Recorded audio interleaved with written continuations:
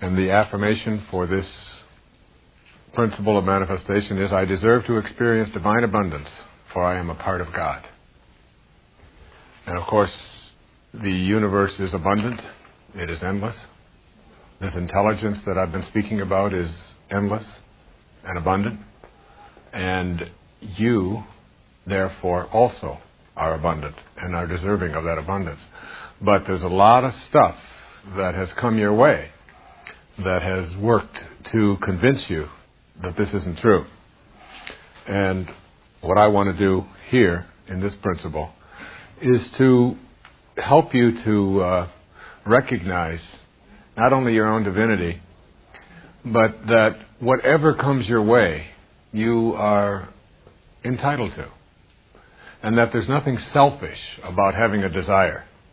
This idea that somehow there's an incompatibility with desiring abundance in your life, or desiring healing, or desiring anything in your life.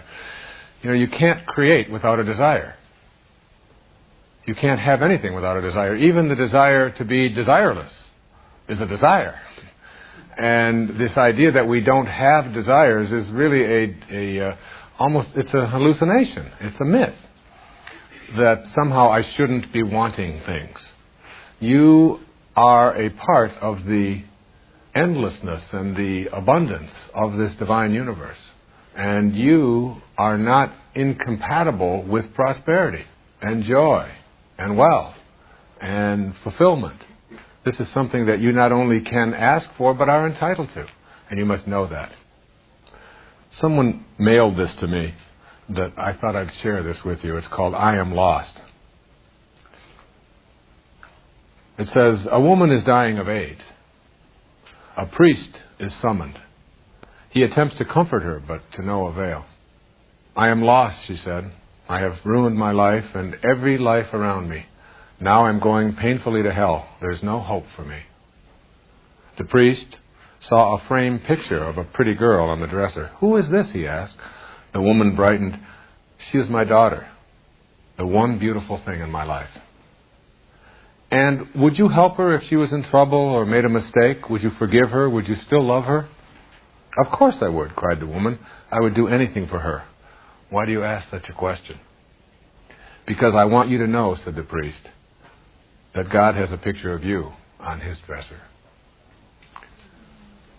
And I think that picturing ourselves this way, with all of the problems that we have had, the things that we feel bad about, the mistakes that we may have made, the people that we may have hurt, all of these kinds of things have a tendency to make us feel unworthy. There's a lot of people who think, I'm going to be able to manifest what I want in my life as soon as I am no longer an addict, or as soon as I am no longer fat, or as soon as I remove all of these problems I have in this relationship. When I get rid of all of this, when this all goes, then I will feel worthy.